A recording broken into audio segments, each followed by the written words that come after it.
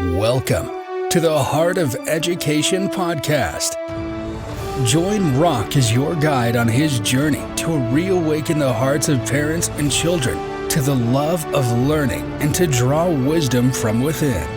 In each episode, we will learn together from other revolutionary parents, teachers, and guides about their journey towards the heart of education. Come join the revolution for education.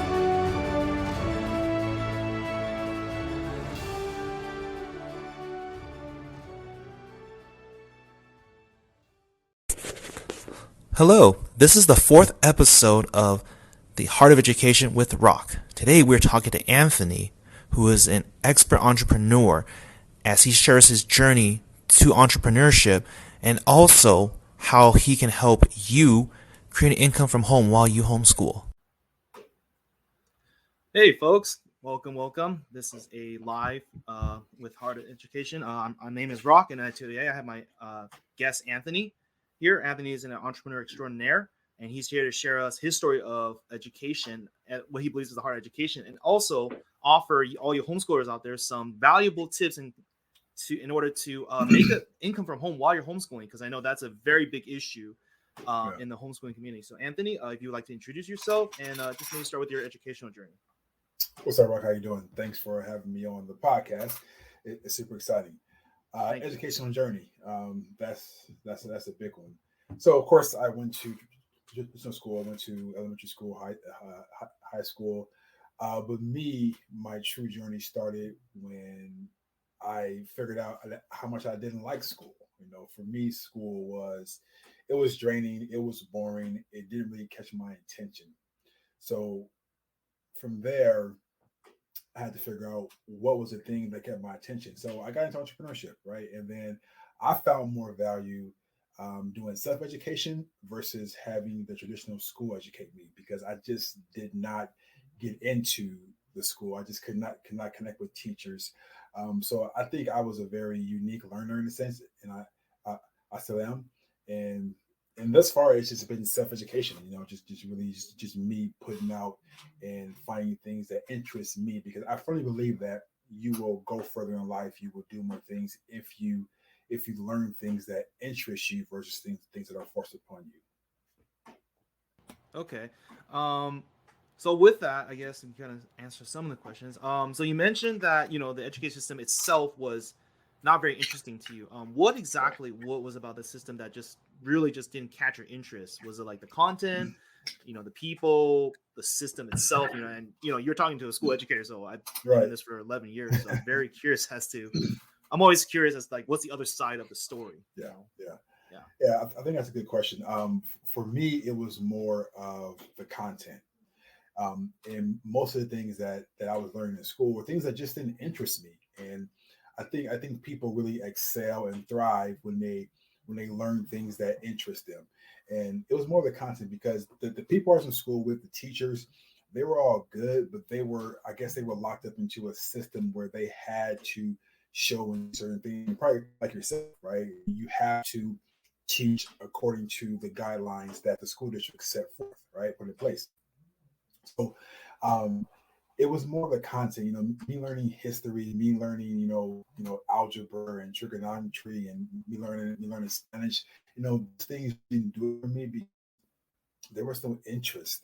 And I think in order for people to learn and excel, they have to, one, have an interest in what they're doing, and then two, have people that come alongside them and help push them and motivate them. Because in school, I didn't get good grades. I didn't.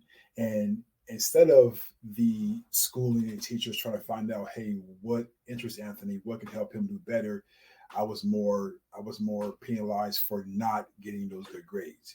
I would get F's and D's and maybe C's. And to me that was demotivating, right? Because instead of having someone encourage me, I was more discouraged because of the progress that I was not getting, and that did not help me, become a better student in school. Yeah, so it sounds like it's more about so it sounds like to me it's about the way the system was set up, right? And maybe there was just things that didn't really interest you, or most of what you were learning sounded like it wasn't of interest to you. Like, why am I learning how to write a book report? Or why does this? The question ever created, like, why am I learning this? Right? Like, what does this have to do with my life? I'm just curious. Yeah, I mean, the only subject I liked was PE because I was an athlete. I did basketball, football, and track.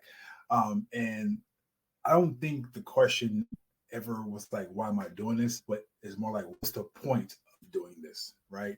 And I guess it's the same question because I find it pointless. I mean, I personally find it pointless to go out there and do something that I feel that I would never use. I mean, I've never used history. I've never used algebra. I mean, honestly, in math, I have this thing now, so I just pop in, the equation on my iPhone, and I get everything I need. So I never really saw the point of it. I mean, and that's just me personally.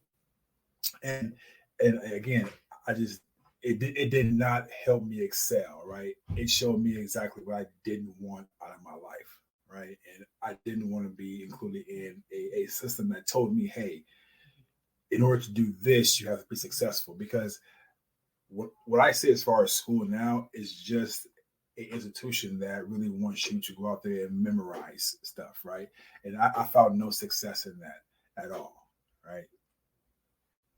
Okay, yeah. It's interesting because you touch upon something that I've been really interested, that I just been studying myself. So the word education, right, has this root meaning of, from Latin root, it means to draw from within, right? So to draw Okay. from like with your in yourself, which is very Right. interesting because everything you said is like, oh, they want you to memorize things. The school system's like Right. all about, like there's this progress. Like you got to learn this at this certain point, this at a certain point, and then we move on to this other thing. What is your belief on what education means beyond just the school system? What does it mean to like learn from within? Like the self-education that you mentioned is very interesting, and I would could you care to like just kind of explain a little bit more in detail? So when we say learn from within, Mm-hmm. you know, I feel that everyone has a gift. Everyone has a mission. Everyone has a message, and I sometimes think that the message that we're giving our path is muffled by people telling us what we have to do, what we have to learn, and what their definition of success is. That everybody's definition of success is different, right? And the school system tells you that you have to get A's and B's and C's to be successful. You have to go here and you have to get A's and B's in elementary school, in junior high school, middle school, college, high school, whatever, and that's deemed successful. And what I found is that most of the people who did self education are the ones who are really making. If success is if money is your level of success, then let's use that. The people that are making the most money are the ones who are self-educated and then really thrive in the school system, right? And so for me, the only way school applies is that if you have a specialized skill, like of course a doctor or a lawyer or anesthesiologist, those are things that you need to get education in, right? But if you're just going just to be smarter and excel to the next level, um, I believe that self education is important because school only goes so far, right? You only do so much, and I think that a lot of people felt in that system because they're not taught to thrive, right? They're taught to do this or you're a failure, do that or you're a failure. Thriving is not encouraged. It's encouraged to read this book that's about 40 years old about people that you should know about, but people who cannot make your life better right now, versus going and get a self-help book on finance, on real estate, on e-commerce, on whatever, right? So I think that people should listen to the voice that's within saying, hey, this is for me or this is not for me. And then at that point, then they can further their education and be bigger, better, and smarter.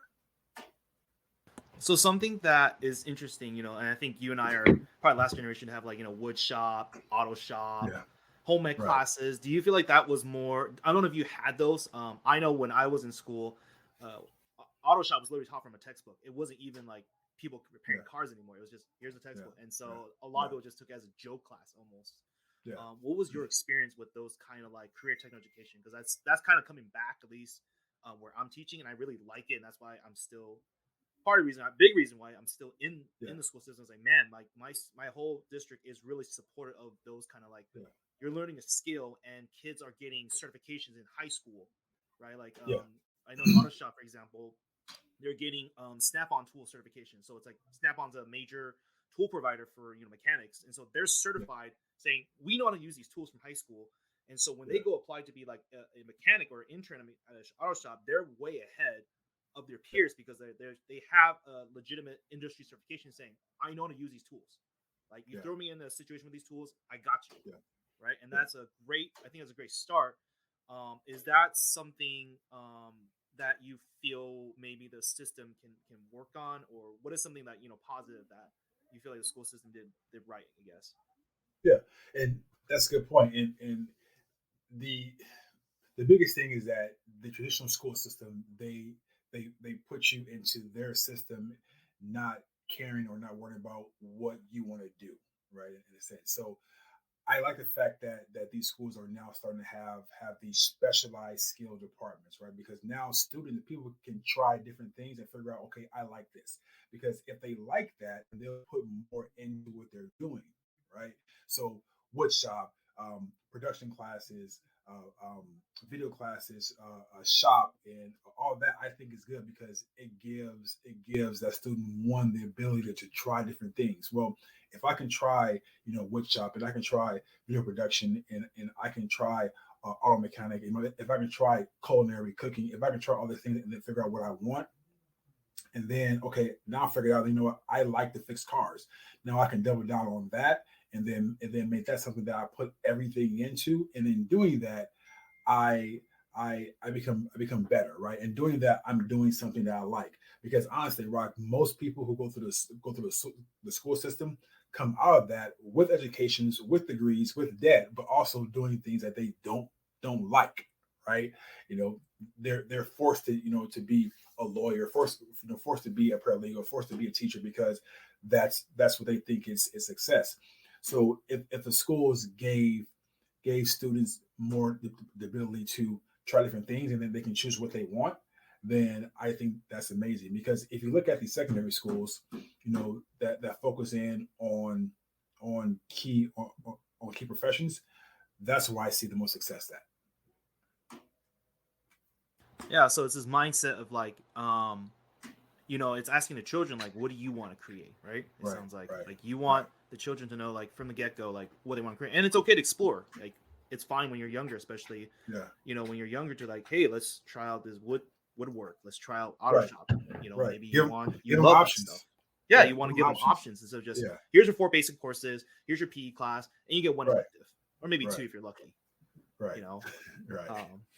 Yeah, because I remember I had typing class. I was like, I know it helps, obviously, but okay, cool. I can type on keyboard. Awesome. It definitely helps, but trying these things tells you exactly what you want to do, right? And then also what you don't want to do. Because if you try all these different things, you get to rule out everything that does not keep your attention, things that don't keep you excited. And I firmly believe that we should all do things that keep us excited, right? Do things that we want to do, because that's how we create what we want. It's by doing things that we want to do, right? Versus doing things that society says do. It's a big difference. Yeah, so is this like the message you would say to your children, maybe, or your employees, to believe, like, what does education mean? Like, now that we're out of, like, let's say stepping outside, looking beyond just the school system, what is the message you want to give to your, like, children or to future generations, perhaps, about education? What does it mean? What is it like? Because we can't predict the future, right? Like, we don't know what future jobs look like, what the market look like, whether, jobs that are once considered secure, like, shoot, even my job as a teacher currently, there's no guarantee that it's going to be there in 20, 30 years, right? Like, no one's guaranteeing that, honestly. Right. Yeah. Well, education is very, very important. And I tell my kids, it's like, it's not that I want you to get straight A's in school. But what school does is that it does teach some level of discipline, right? It does teach some level of responsibility, and that's the thing that I want them to bring home, because I'm not against school, right? What I'm against is people not creating the life that they want, right? And if they can go to school and learn and take what they learn, just like find something that's useful for them in school, like the discipline, like showing them how to be structured. That stuff works, right? But take that and then put that into what they want to create, right? And for me, that's what school is lacking. Is saying, hey, student Rock, student Anthony, I know, what do you want out of your life? Forget what society says. Forget what I'm saying. Tell me what you want, and then take the school structure and fit it into what they want instead of vice versa, right? Because a big thing that I don't like at school is that they're showing us how to fit into society. They're showing us the rules that society set forth, right? And that doesn't always fit into someone's dreams and goals. A lot of people, they're only like 10% of people in this world who are doing the things that they actually want to do. I love what they do, and that's because we're trained to do things a certain way. Go to school and be done, get good grades, and get a good job, right? That's what we're taught in school. So my message to my kids is, hey, use what they're teaching you, and then take that and implement it into what you want to do. Create the life that you want, but still use the discipline and the tools that the school is using you, is teaching you. Okay. Yeah.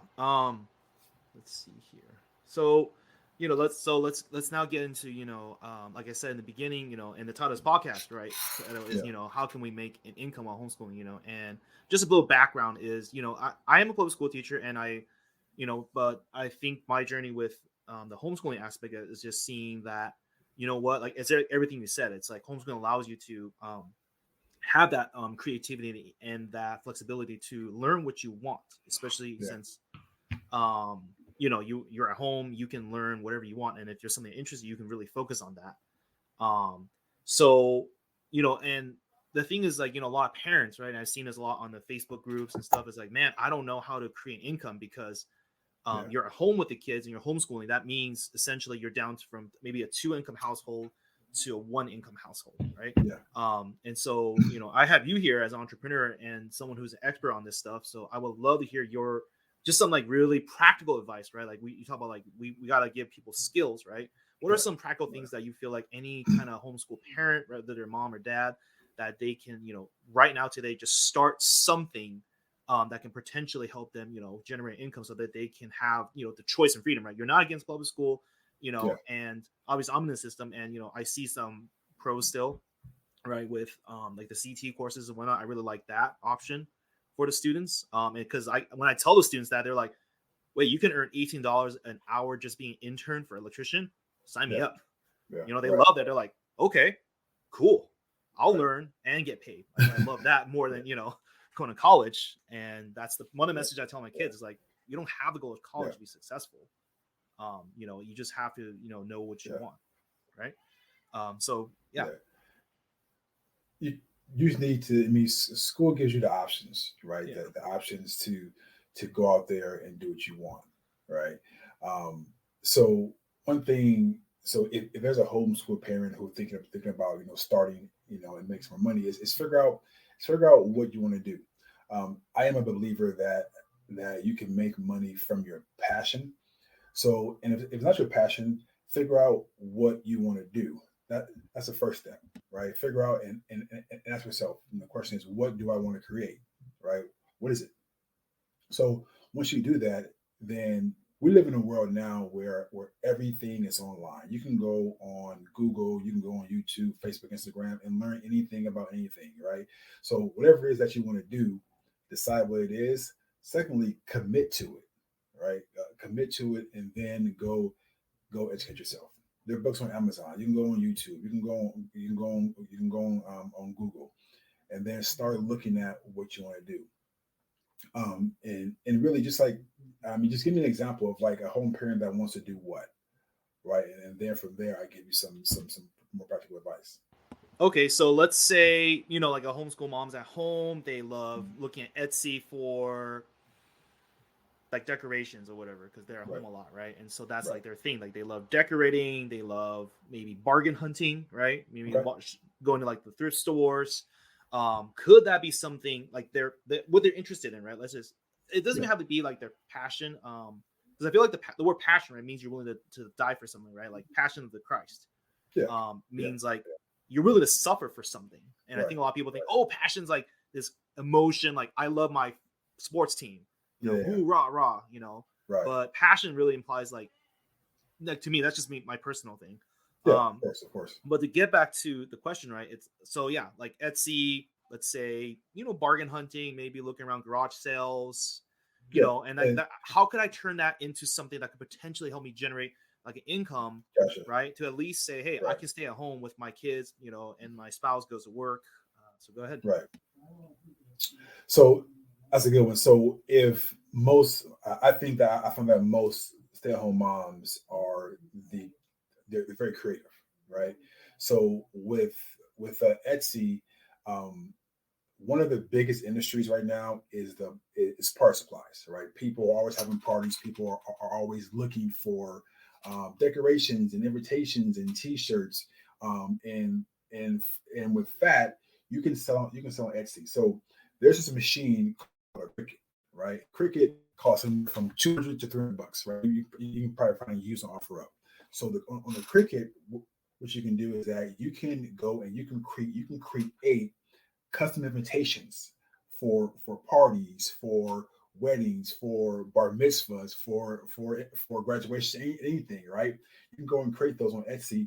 On the Cricut, and post them on Etsy for people to buy, right?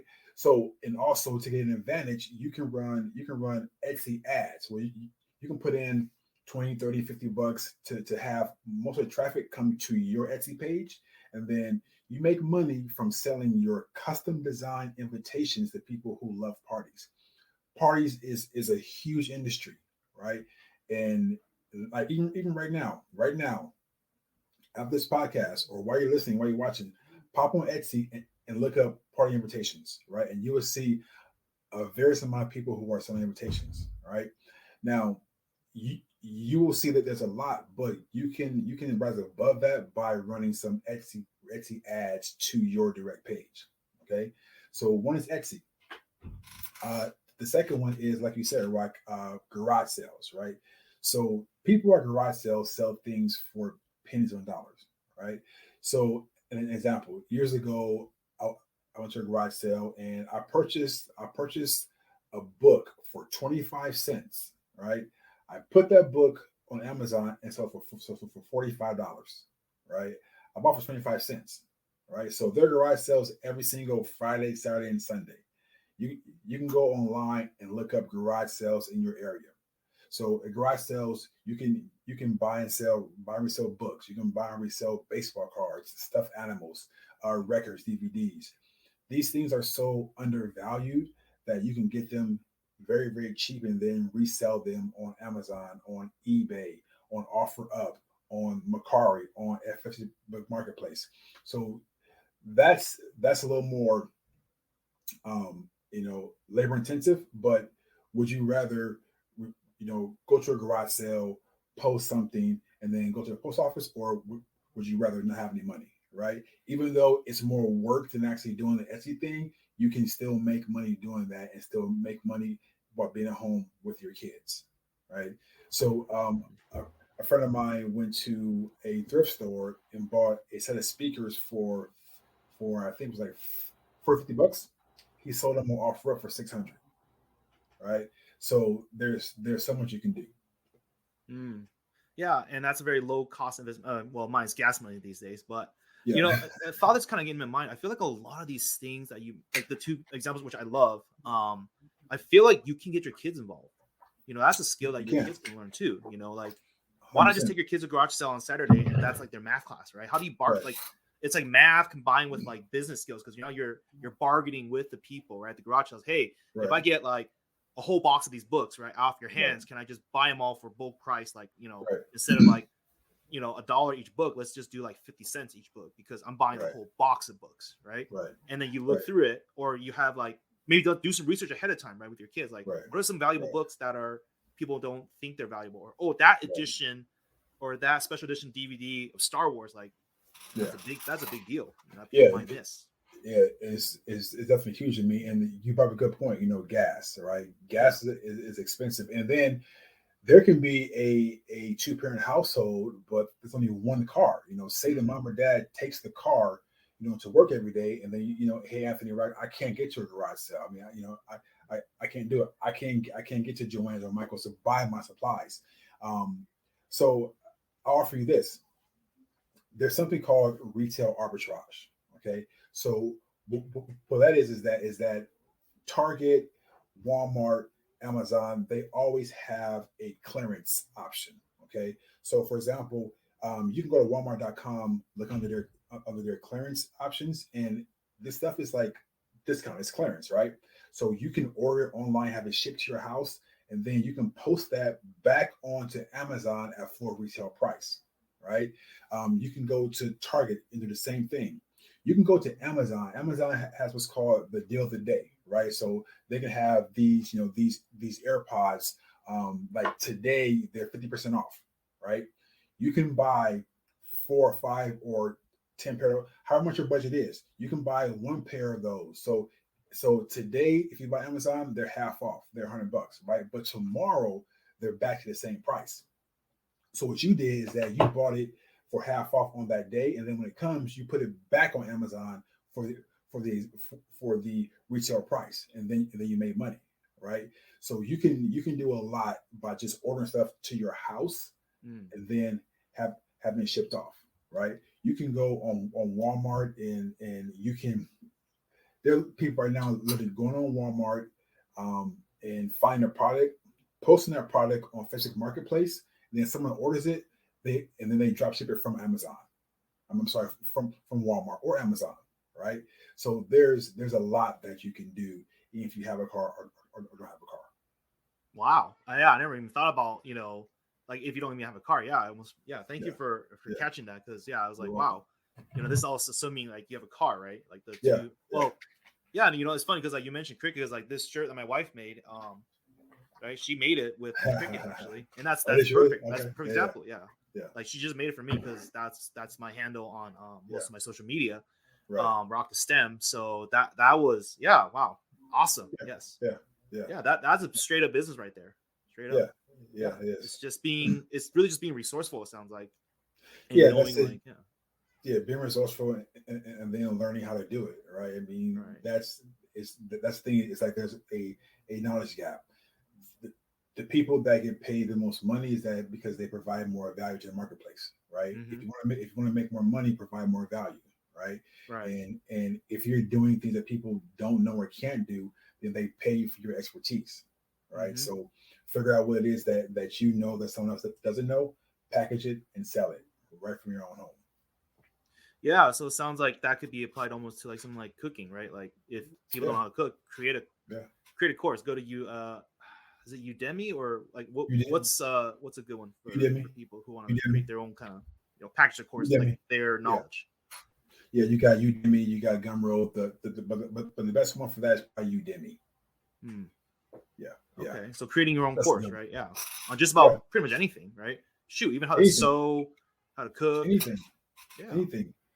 Yeah, train your dog. How to do? I mean, even what you're doing now is that, I mean, a homeschool mom could create a TV show, a podcast about being a homeschool mom, about the things that she goes through every day about being a homeschool mom, and then monetize that. People like to have a glimpse into other people's lives. Like how do you do it? How do you maintain it? How do you juggle being a homeschool mom, a wife? I mean, how do you do it? So just give people a glimpse into what you're doing and into your life really can help you make money. Absolutely. Yeah. So it sounds like to me, Anthony, what you're encouraging the audience is like, hey, just be creative. Like think about your hobbies, think about things that you just do daily, and find a way to, have people pay you for it, right? And then Right. what it sounds like to me is like you're saying you got to value what you have first, right? That little Right. shopping addiction you have, it could be an actual money maker, right? Right. Like don't feel guilty. Just it's about valuing like your knowledge, right? You know the good deals. You know how to find things online for cheap. Yeah. Well, that's a skill that not Yeah. everyone has a time or money to do. Yeah. Yeah, I mean, and listen, I mean, we're in the creator economy, right? I mean, right now you're either going to create something or be left behind. It's the creator economy. And just another example is that I have a friend who she loves to shop for travel deals, travel discounts. I mean, she spends hours looking for travel discounts, around the world. And what she does is that she finds these travel deals, and then she sells them retail to her friends and family, right? So she does all the research, she does all the, she sells package at a higher rate. So now she makes money on that, right? And it's just being creative, right? And if you can be creative and you can think outside the box and you find a way to solve a problem, then that's where you make money. Wow. Okay. That did not even know it, because I know travel agency. My aunt was a travel agent until not too recently, but it's been a while. Yeah. That industry is gone, right? Because of like websites like Kayak and, all these like travel websites, right? Airbnb, booking.com, all these things are So it's finding so sometimes it's using a major platform, like you said, like Amazon, eBay, right? To do these things. Sometimes it's just offer up. Offer up. I mean, just use YouTube and go and look up retail arbitrage. Go look up how to sell on OfferUp. Go look at how to make invitations on Cricut. Just use YouTube. YouTube is free, right? Go there and you can learn so much. That'll get you started. And then after you get started and after you make some money, find out what you like, and then from there double down and then invest in a mentor that will help you excel and scale that to the next level. So mentioning mentors, right, Anthony, I believe you've created some things to help people, right? I find it really cool and awesome and redeeming that, like you said, I don't like the cheat system, but here you are, I believe, creating courses, right, that help people do exactly what you just said, like being creative and creating, like you said, the creative economy is like, how can I take what I know, right, and package it in a way that people want to like see value in it and buy, because time is money, right? If you're saving people if you're saving people time, they will pay you for those things. Of course. Right? They're just like your friend, the travel agent person. Like, I'm saving you time. So you're paying me to basically save your time. You don't have to look up all the deals, spend hours. I've done that for you already. Yeah. And that's all courses are, right? Because I mean, everything that any mentor can teach you is you can Google and find it. Right. But what we did was that we found everything and we packaged it up for you. So you're not going to YouTube, to Google, to Facebook, to wherever, right? It's all found for you and packaged up, and now here it is on a platter, right? That's what we do is that everything that you want to know is already packaged for you. And like you said, it saves you time and research and combing through all the BS in a sense, and here's all the good stuff that's here for you. So that's what we do, and that's the purpose of course, because honestly, even going back to traditional school, right? In 7th grade, if they're teaching history, well, now today you can go and Google the different parts of history that you want to know. But the difference is that these books are just packaged together, right? And then handed to you. Say, here's everything that you need to know. Right. Same thing with teaching, same thing with courses, right? It's the same thing. Right. Yeah. Because like you said, you're offering people free things, and then here we are saying, oh, by the way, if you don't want to spend the time, right? Yeah. Like we said, like, and this is what I want to really emphasize to my audience is like, when you create something of value, right, people will pay you because they see perceived value. Right. If you're saying, hey, I'm saving you time, what do you value more? Time with your kids, right? Or spending hours doing what I do for you already. Right. It's the same thing like at restaurants, right? Like, why do people pay more money for food at restaurants? Well, because someone's cooking it for you. Right. You sit down, you order, right? Exactly. And you're done. You don't gotta clean dishes. You don't gotta, do anything else. They bring the food to you, right, in an atmosphere that hopefully is, clean and nice, very nice ambiance maybe. And that's really what you're paying for, is the experience and also the time saved, right? All you're doing is eating. You're just enjoying the food, right? And so, that's awesome. Yeah. So, where can my audience find you? Like the course you created, and can you kind of give us like maybe an overview of what the courses look like? Can you hear me? Because I actually lost you. Oh, can you hear me now? Hello? No, my video is off. Can you can you hear me? Can you see me? Yeah, I can hear. I can still hear you. Yeah, we can still hear you. It's all good. Wonder why that video went off. Give me one quick second. All right, no problem. Yeah. So, folks, if you have any questions, anything you want to know, maybe Anthony can, if you want another example, we can probably help you live with it. All right. So hopefully, let's see here. All right, there you go. Problem solving. Problem solving. That's what you problem solving. I'm sorry. What was the question? The question. Well, so basically, like, what are the? Can you give us an overview of the products you offer to people to help them save time and really just get to the good part, which is making money, of course. Oh well, it's a lot. So one of my biggest background is in real estate, right? So what I do is that I show people how they can make money in real estate without having any cash, having any credit, because it's traditional, right? It's traditional. If you want to buy a house or sell a house, you need to have cash or credit. So I show people a concept called wholesaling, right? And I walk you through the process of how they can find a house, they can find a homeowner, get a property under contract without any cash or credit, and then they can sell that and make some money. I also teach people how to make money from home. In wholesaling, you can do that, but also drop shipping, right? So it's called e-commerce. So e-commerce is that you set up your own website like an Amazon, like a Walmart.com, and you sell your products to the consumers. But the kick is that these products are products that you do not have to have inventory in, right? So if someone buys from your website, then what you do is that you buy from a supplier and have the supplier ship that product right to the consumer. That way you don't have to have a ton of inventory in your spare room, in your garage. It's not that.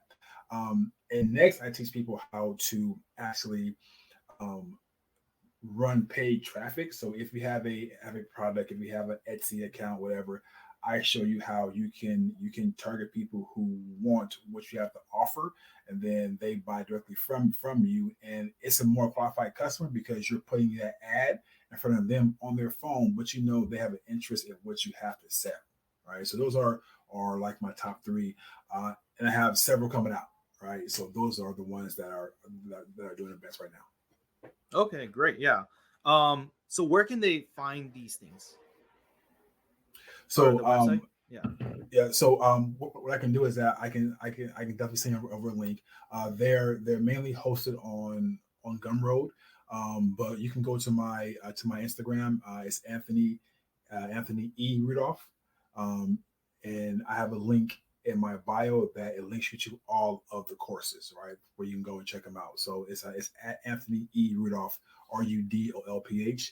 And then you can click the link in the bio, and then you'll see all the courses that I have to offer. Okay, and this is on Instagram, right? So, Instagram, right? Okay, Instagram. Cool. Yeah, I just want to make sure my audience can find you if they want the courses.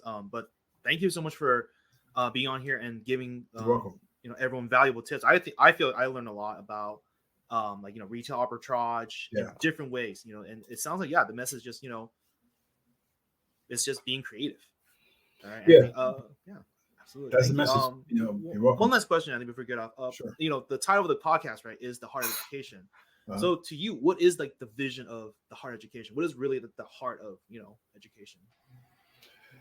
So for me, the heart of education is really following your heart, right? Following what your gut tells you, because it's very, very rare that your gut and your heart will actually lie to you, right? So if you feel that you're led to be in a certain industry, led to be in a certain career, follow that. Whether it's traditional or whether it's non-traditional, right? Follow exactly what you want to do. And refrain from letting people dictate your path or talk you into doing something that you don't want to do, because you find success, you find joy, you find happiness, you find you're resilient in doing things that really make you smile, that really help people. So whatever it is that you want to do, just do it. And for me, education is based on your heart, on how you feel, on where you personally want to go, right? People can always give their opinion on what you should be doing, but at the end of the day, it's up to you, right? So just follow your heart, follow your dream, follow your goals, and always, whatever you get into, always ask yourself, is this what I want to create for my life, right? The first question is, what do you want to create for your life, right? So you do that, and I think you have an amazing journey. All right, great. Thank you so much for coming on, and I really welcome. Appreciate that. Thank you for answering the last question, because that's always a question I'm always curious about. Thank you so much, Anthony. You're very Pleasure welcome. having you on. We'll talk to you soon. Okay. All right.